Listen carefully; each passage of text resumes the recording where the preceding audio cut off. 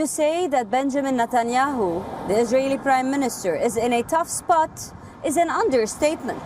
The man is facing unprecedented challenges. From the criticism over his handling of the Gaza war, to the global leaders joining efforts to recognize a Palestinian state, to the ICC probe preparing for an arrest warrant, and to the latest Benny Gantz from inside his cabinet, facing him and challenging him with an ultimatum. The next report tells you more about the troubled Israeli politics. There is anger against how Israeli Prime Minister Benjamin Netanyahu is handling the Gaza war. The pressure is not just from the outside world, but from within his war cabinet as well.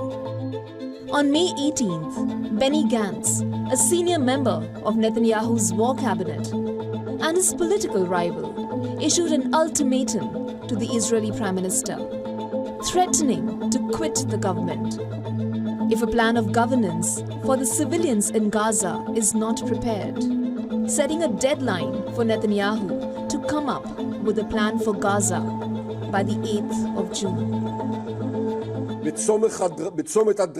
The war cabinet must form a 6-point plan by June 8th to bring home our hostages, to eliminate the Hamas regime, and to demarcate the Gaza Strip to ensure Israeli security control. Following Gantz's suit, Defense Minister Yoav Gallant, who is also one of the 3 members of the war cabinet, called for an administrative plan for Gaza, claiming that he has been bringing up the day after Hamas question since last year, but has not received any response from the cabinet. Since October, I have been raising this issue consistently in the cabinet and have received no response.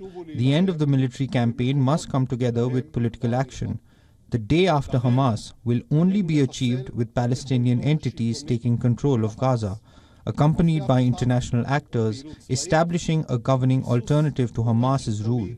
This, above all, is in interest of the State of Israel.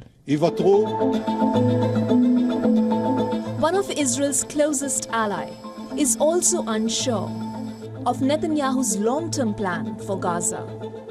Washington's top diplomat categorically said that without a proper plan, Gaza will be filled with chaos after the war.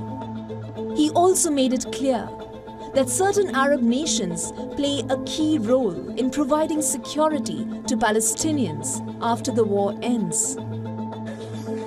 We've been very clear that when it comes to the future of Gaza, we do not support and will not support an Israeli reoccupation. We also, of course, do not support Hamas governance in Gaza. We know and have seen where that's led all too many times for the people of Gaza and for Israel.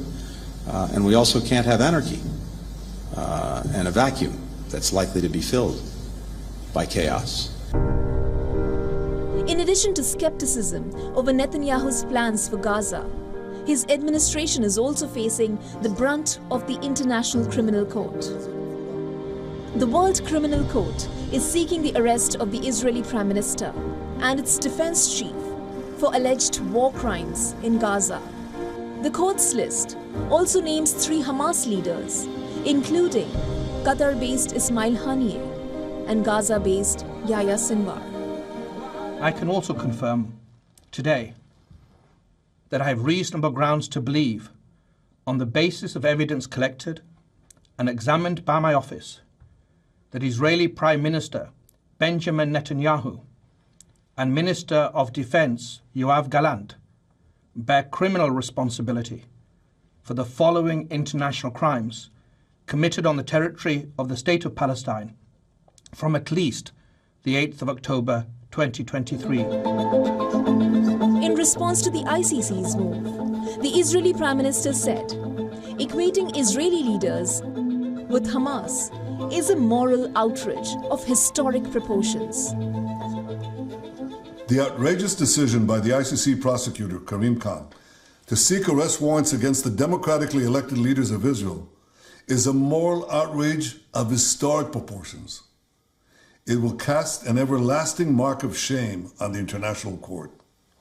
Israel is waging a just war against Hamas, a genocidal terrorist organization that perpetrated the worst attack on the Jewish people since the Holocaust. Hamas massacred 1,200 Jews, raped Jewish women, burned Jewish babies, took hundreds hostage. Now, Israel's allies are grappling with ICC's prosecutors' move to arrest Benjamin Netanyahu. US President Joe Biden called Karim Khan's targeting of Israeli officials outrageous, emphasizing that there is no equivalence between Hamas and Israel. Amid tensions between the United States and Israel over the Gaza war, the Israeli Prime Minister is set to address the Congress. And tonight I'm happy to announce something else to you, that we will soon be hosting Prime Minister Netanyahu at the Capitol for a joint session of Congress. Yes. This will be a timely and I think a very strong show of support to the Israeli government in their time of greatest need. Troubles for Netanyahu do not end here. In a recent development, Ireland, Norway, and Spain joined hands with over 140 UN members to recognize a Palestinian state. A move that further isolates Israel over Gaza assaults. But Israel, in retaliation, chose to reprimand the envoys of these European nations.